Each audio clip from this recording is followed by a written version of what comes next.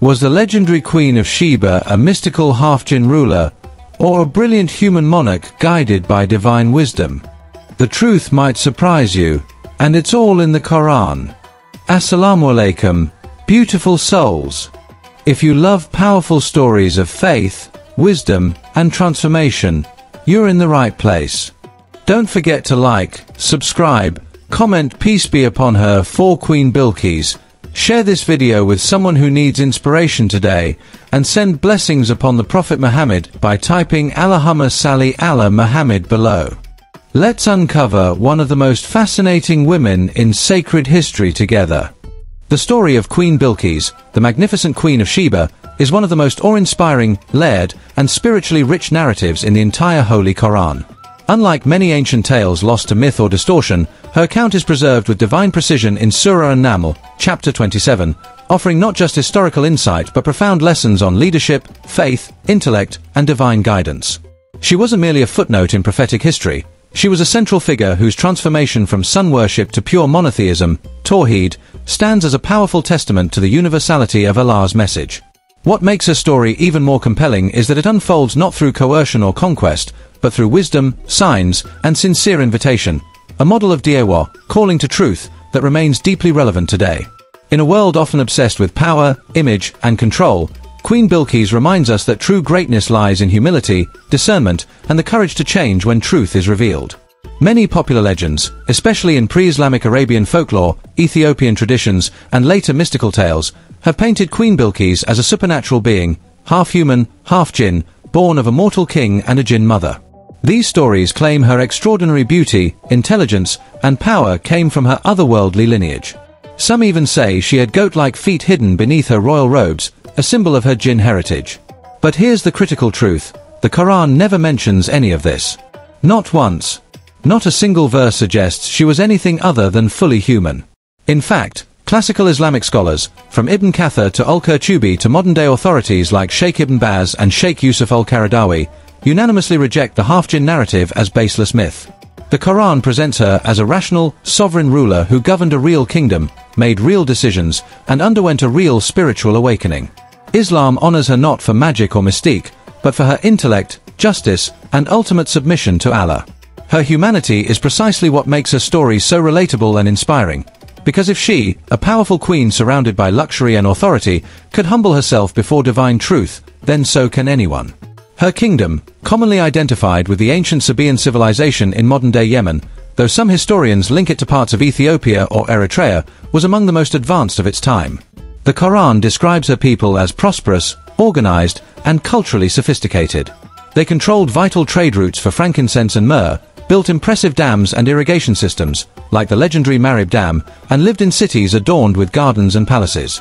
Queen Balqis ruled not as a figurehead, but as an active, respected monarch who consulted her advisors, managed foreign policy, and safeguarded her nation's security. The Quran emphasizes her authority by quoting her saying, "O eminent ones, advise me in my affair. I would not decide a matter until you witness it." Quran 27:32. This verse alone shatters stereotypes about women in leadership. It shows Islam acknowledging female governance over 1,400 years ago, long before modern democracies. Her rule was marked by justice and pragmatism, not tyranny or superstition. And though her people worshipped the sun, a common practice in ancient Near Eastern cultures, she herself appears open-minded, not fanatical. This openness would soon become her greatest strength. The story truly begins with Prophet Sulayman, Solomon, peace be upon him, one of the mightiest and wisest prophets in Islamic tradition. Allah blessed him with unparalleled gifts, command over the wind that could carry him vast distances in a single day, authority over legions of jinn who built monuments and dived for pearls, and even the ability to understand and communicate with animals and birds. But perhaps his greatest gift was wisdom, the divine insight to judge fairly, govern justly, and recognize truth in all things. Sulayman's kingdom was a theocracy grounded in tawhid, where every creature, from ant to eagle, acknowledged the sovereignty of Allah. One day, during his daily assembly, where birds, jinn, humans, and angels all gathered in disciplined order, he noticed the absence of the hoopoe bird, called hudhud in Arabic. When the bird finally returned, Sulayman questioned it sternly, ready to punish it for tardiness. But the hoopoe came bearing urgent news. It had flown over distant land ruled by a woman, Queen Balqis, whose people prostrated not to Allah, but to the sun. Crucially, the bird didn't just report idolatry, it added, "I found her and her people prostrating to the sun instead of Allah, and Satan has made their deeds pleasing to them and averted them from the way of Allah, so they are not guided." Quran 27:24. This wasn't gossip, it was a divine intelligence report, delivered through a creature often overlooked by humans. Sulayman's response was neither rage nor immediate war. Instead, he embodied the Quranic principle, "Invite to the way of your Lord with wisdom and good instruction," 16:125. He wrote a letter, a diplomatic, yet firm invitation to truth, and instructed the Hoopoe to deliver it directly to Queen Balqis. The letter read, "Indeed, it is from Sulayman, and indeed, it is, in the name of Allah, the most gracious, the most merciful. Do not exalt yourselves against me, but come to me in submission, as Muslims." Quran 27:30-31. Notice the tone, no threats, no arrogance. He began with Bismillah, the name of the most merciful, establishing that his authority came not from ego, but from divine grace. He didn't demand tribute or surrender, he invited her to peace through submission to the one God. This moment reveals the heart of Islamic da'wah, clarity, respect, and reliance on Allah's guidance, not force. And it set the stage for one of history's most remarkable encounters between two sovereigns, one a prophet king blessed with miracles, the other a human queen armed only with reason, dignity, and an open heart. Their meeting would change not just a kingdom, but echo through eternity as a symbol of how truth, when presented with wisdom, can move even the proudest throne to bow before the Almighty. Sulayman's response to the Hoopoe's report was not one of anger, pride, or military aggression, but of profound wisdom and divine diplomacy. Instead of launching an army or issuing a threat, he chose the path of invitation, da'wah. He wrote a letter, sealed with the name of Allah, and sent it through the very bird that had brought the news.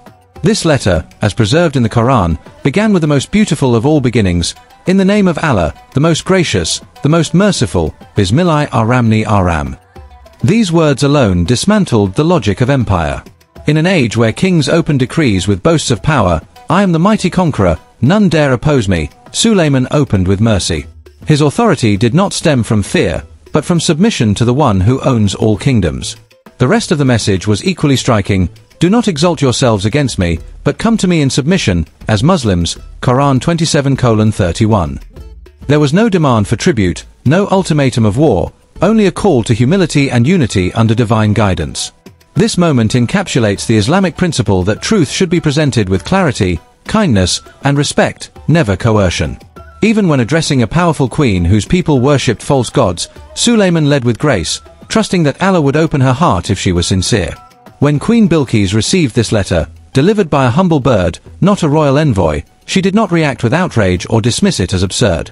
Instead, she demonstrated the mark of a true leader. She consulted. She gathered her most trusted advisors and ministers and read the letter aloud, saying, "O eminent ones, advise me in my affair. I would not decide a matter until you witness it." Quran 27:32. This verse is revolutionary. In a world where autocrats ruled by decree, Bilqis modeled collaborative governance. She valued counsel, recognized the limits of her own perspective, and prioritized the well-being of her people over personal pride. Her advisors, however, responded with militarism, "We are men of strength and of great military might, and the command is yours, so see what you will command." They were ready for war, a typical response from those who equate power with force. But Bilqis saw deeper. She knew that Sulayman's kingdom was unlike any other.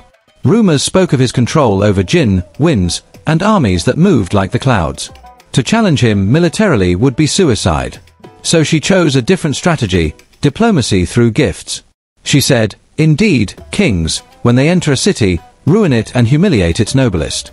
But I will send them a present, and see with what answer the messengers will return." Quran 27:34. Her words reveal political acumen, emotional intelligence, and strategic foresight. She wasn't surrendering, she was testing. Would Sulayman be like other kings, swayed by gold and luxury? Or was his mission truly divine?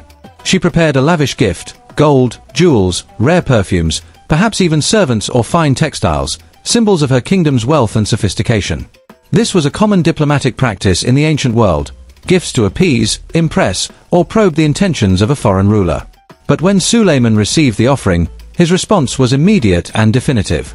He said, "Do you provide me with wealth?" But what Allah has given me is greater than what He has given you. No. You rejoice in your gift.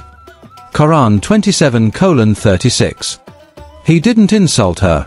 He didn't reject her gesture with arrogance. He simply placed it in perspective. Worldly riches mean nothing compared to the blessings of divine knowledge, wisdom, and nearness to Allah. His refusal wasn't about pride, it was about principle. He would not allow material wealth to cloud the purity of his message. This moment exposed the hollowness of worldly power. Bilqis had offered the best her kingdom could produce, yet Sulayman, though possessing far greater material resources, thanks to Allah's favors, showed no interest in them. His focus remained fixed on Haqq, the truth. And this only deepened Bilqis's curiosity. If he wasn't after her gold, her land, or her submission through fear, then what did he truly want? The answer was becoming clearer. He wanted her heart to recognize its creator. Impressed, intrigued, and perhaps even humbled, Bilqis made a bold decision. She would go to him herself. She would not send another envoy or negotiate from afar. She would travel across deserts and mountains to meet this extraordinary king face to face. This act alone speaks volumes about her courage and intellectual honesty. As a woman ruling in a male-dominated era, such a journey carried immense risk, politically, physically, and reputationally. Yet she chose truth over comfort, inquiry over assumption. She wanted to see with her own eyes whether Sulayman's wisdom matched his power, whether his court reflected divine order or mere spectacle. Her willingness to step into the unknown, to leave her throne behind and become a seeker, elevates her from a historical monarch to a spiritual archetype. In Islamic tradition, seeking knowledge, especially about Allah and His messengers, is among the highest forms of worship. Bilqis embodied this principle long before the term seeker of truth became common. She didn't wait for signs to fall from the sky, she moved toward them. And in doing so, she set in motion a divine plan far greater than any political alliance. Before she even arrived, Sulayman prepared a test, not to humiliate her, but to awaken her perception. He asked his assembly, "Which of you will bring me her throne before they come to me in submission?" Quran 27:38. A powerful jinn immediately volunteered, "I will bring it to you before you rise from your place." But then, a man who had knowledge of the scripture said, "I will bring it to you before your glance returns to you." And instantly, by the will of Allah, the throne of Bilqis appeared before Sulayman. This was no magic trick. It was an ayah, sign, of Allah's limitless power over space, time, and matter. When Bilqis later entered the palace and saw her own throne, her symbol of sovereignty, already there, perfectly placed, she was stunned into silence. How could something so uniquely hers, guarded in a distant capital, appear here in an instant? This miracle wasn't meant to frighten her, but to shatter her worldview. If Sulayman could command such power without lifting a finger, then his authority came from a source beyond human comprehension. The throne's presence was a mirror. It reflected not just her royal identity, but the fragility of all earthly power before the Almighty. And this was only the beginning of the signs that would lead her from the throne of Sheba to the throne of divine submission. When Queen Balqis stepped into the palace of Prophet Sulayman, she encountered not just a king, but a universe reordered by divine will. The first miracle she witnessed was her own throne, already present in his court, perfectly intact and unmistakably hers. This was no illusion or replica. It was the very seat of her sovereignty, transported across vast distances in less time than a blink. The shock on her face must have been profound, not fear, but awe. For a ruler who governed through strategy, intelligence, and control, this defied every law of nature she knew. Yet Sulayman did not boast. He simply asked, "Is your throne like this?" Quran 27:41. His question wasn't to humiliate, but to invite reflection. In that moment, Bilqis began to understand, this was not about political dominance. It was about revealing a higher reality, one where Allah's power transcends space, time, and human limitation. Her throne, once a symbol of her independence, now stood as evidence of her dependence on the one true sovereign. But the signs were not over. Sulayman then prepared another test, one that would challenge not her intellect alone, but her perception. He had a floor constructed of crystal-clear glass, so polished and transparent it appeared to be a pool of water. As Bilqis entered the grand hall, she saw what looked like a shimmering lake and instinctively lifted the hem of her royal robes, fearing her garments would get wet. It was a natural, human reaction, based on what her eyes told her. But Sulayman gently corrected her, "Indeed, it is a palace paved with glass." Quran 27:44. This moment is rich with symbolism. The glass floor represented the illusion of worldly reality. Just as Bilqis mistook solid glass for water, many people mistake temporary power, wealth, or status for true stability. Her lifting of the robe was an act of self-preservation, but in truth, there was no danger. The real danger lay in clinging to false perceptions. Sulayman's palace, built not for vanity but as a mirror of divine order, revealed that true clarity comes not from the eyes, but from the heart illuminated by faith. This gentle correction shattered her final barrier. She realized that everything she had trusted, her advisors, her armies, her sun worship, even her own senses, could be misleading. But the signs before her were consistent, rational, and rooted in a power far beyond human or jinn. There was no coercion, no pressure, no threat. Only invitation, evidence, and space for her to choose. And in that sacred space of clarity, Queen Balqis made one of the most beautiful declarations of faith in human history. "My Lord, I have certainly wronged myself, and I submit with Sulayman to Allah, Lord of the worlds." Quran 27:44. Notice the humility in her words. She didn't say, "I now believe." She said, "I have wronged myself." She acknowledged that her previous path, however noble or well-intentioned, was a deviation from truth. And she didn't just submit to Allah, she aligned herself with Sulayman, recognizing that true leadership flows from divine guidance, not personal ambition. Her shahada was not whispered in secret, but proclaimed openly in the court of a prophet, making her one of the earliest recorded female converts to pure monotheism in Abrahamic tradition. This moment demolishes the myth that Islam spreads by the sword. Bilqis was never threatened. Her kingdom was never invaded. Her people were never forced. She was given information, shown signs, and granted the dignity of free will. Her conversion was intellectual, emotional, and spiritual, all at once. She used her reason to assess the evidence, her heart to feel the weight of truth, and her will to surrender. This is the Quranic model of guidance. Allah guides whom He wills, but He also provides clear signs for those who seek. Bilqis sought, and she found. Her story proves that faith is not blind. It is the culmination of honest inquiry meeting divine grace. In a modern age where religion is often reduced to dogma or dismissed as irrational, Bilqis stands as a timeless counter-narrative, a brilliant, powerful woman who chose God not out of fear, but out of clarity. And so, the claim that she was half-jinn fades into irrelevance, not just because it's absent from the Quran, but because it undermines the very lesson of her story. If she were supernatural, her submission would be expected, even inevitable. But because she was fully human, flawed, proud, intelligent, and free, her choice to submit carries immense weight. She represents every person who has ever stood at the crossroads of ego and truth, power and humility, illusion and reality. Her humanity is her glory. Islamic tradition honors her not as a mythical hybrid, but as a queen who traded a sun that sets for the light that never fades. Scholars like Ibn Abbas and Al-Tabari emphasize that her wisdom, consultation, and eventual tawhid, monotheism, are what earned her a place in divine scripture, not any magical ancestry. Her legacy is not in bloodline, but in belief. And in that belief, she found a throne far greater than any made of gold or ivory, the throne of nearness to Allah, the Lord of the worlds. The idea that Queen Balqis was half-jinn is not just a harmless myth, it actively distorts the profound spiritual lesson embedded in her Quranic story. This notion stems not from divine revelation, but from pre-Islamic Arabian folklore, Ethiopian legends, and later mystical tales that sought to explain her extraordinary wisdom, beauty, and authority through supernatural lineage. In those narratives, her intelligence was attributed to jinn blood, her power to otherworldly ancestry. But the Quran rejects this logic entirely. Islam teaches that greatness does not come from bloodline, race, gender, or supernatural origin, but from taqwa, God consciousness, intellect, and moral courage. By insisting she was fully human, the Quran elevates her submission to Allah as a conscious, rational choice, not an inevitable outcome of mystical heritage. If she were half-jinn, her recognition of divine truth might be seen as instinctive or predetermined. But because she was human, born of human parents, ruling a human kingdom, shaped by human experiences, her journey to tawhid becomes a universal model. It proves that any person, regardless of status or background, can recognize truth when it is presented with clarity and grace. In fact, classical Islamic scholarship has consistently and firmly rejected the half-jinn theory.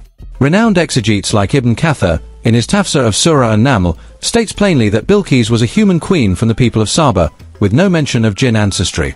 Al-Qurtubi, Al-Tabari, and Ibn Abbas, all pillars of Quranic interpretation, describe her as a wise, just, and intelligent woman who ruled with consultation and fairness.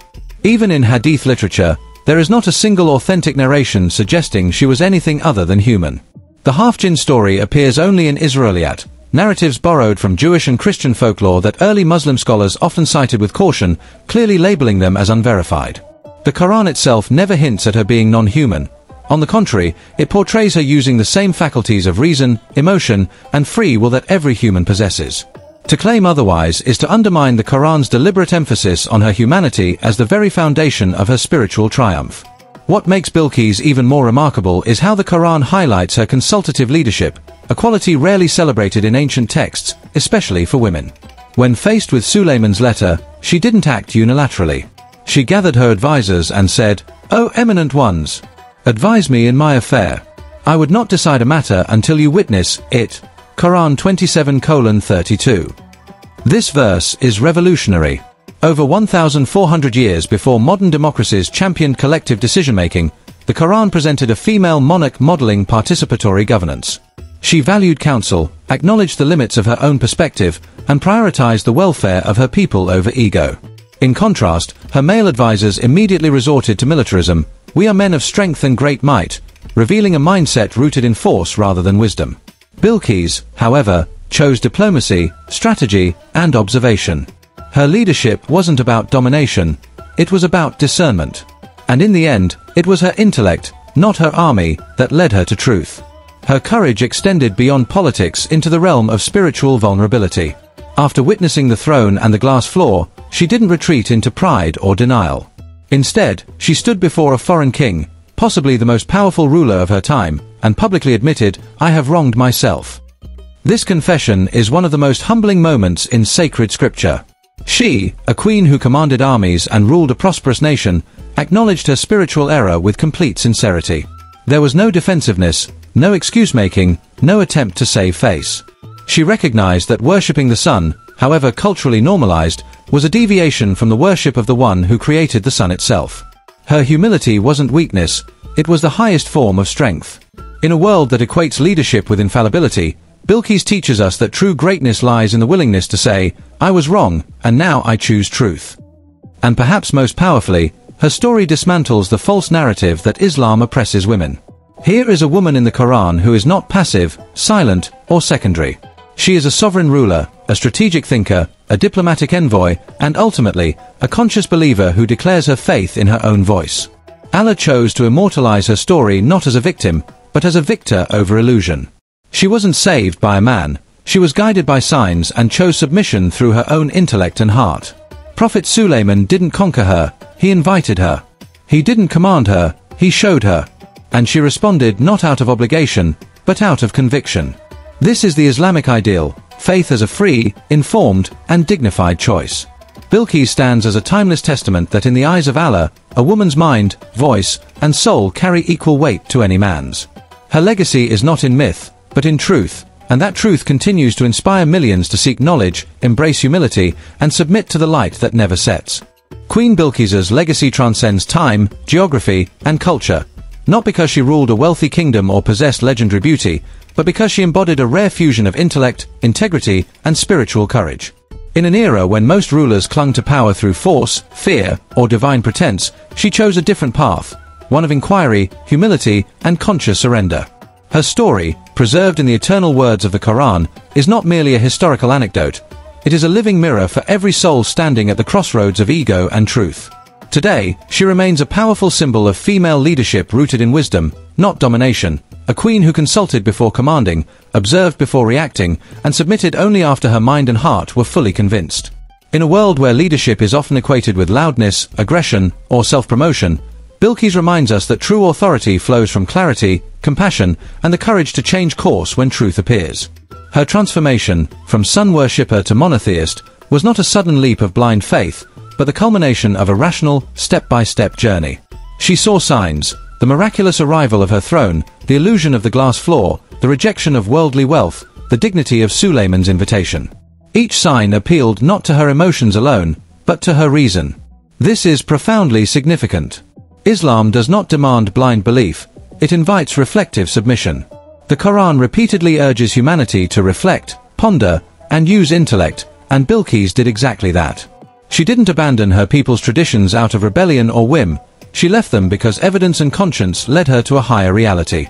In an age where faith and reason are often falsely pitted against each other, her story stands as divine proof that they are allies, not enemies. True faith, as demonstrated by Bilqis, is the harmony of a thinking mind and a humble heart. Moreover, her story dismantles the persistent myth that Islam spread by coercion. There was no army at her gates, no ultimatum, no threat to her throne or people. Sulayman could have summoned the wind to carry his forces across deserts in hours, or commanded jinn to seize her kingdom overnight. Yet he chose patience, signs, and invitation. And Bilqis, in turn, was free to say no, to return to Sheba, fortify her borders, and continue worshipping the sun. But she didn't. She chose truth because it resonated with her inner sense of justice and order. This is the essence of Islamic da'wah, guidance, not compulsion. As the Quran declares, there is no compulsion in religion. Verily, the right path has become distinct from the wrong path. 2:256. Bilqis walked that right path not because she was forced, but because she saw it clearly and had the moral courage to follow it. What makes her even more relevant today is how her story speaks directly to modern seekers, those disillusioned with empty rituals, dogmatic religion, or materialism masquerading as success. Like many today, Bilqis had everything the world could offer: power, wealth, security, admiration. Yet when confronted with a higher truth, she recognized the hollowness of it all. She didn't need to lose her throne to find God. She found God while still on the throne, and in doing so, discovered a sovereignty far greater than any earthly kingdom. Her submission wasn't an escape from the world, but a reorientation of her entire being toward its creator. This is the message for our time. Faith is not about rejecting the world, but seeing it through the lens of divine purpose. Bilqis didn't abandon leadership, she transformed it into an act of worship. And so, as we close her story, let us remember, she was not half-jinn, not a mythical fantasy, not a passive figure in someone else's narrative. She was fully human, with doubts, fears, pride, and brilliance, and it was precisely her humanity that made her submission so magnificent. She represents every person who has ever questioned, sought, and finally surrendered. Her journey from the throne of Sheba to the threshold of tawhid is a beacon for all who long for truth in a world of illusions.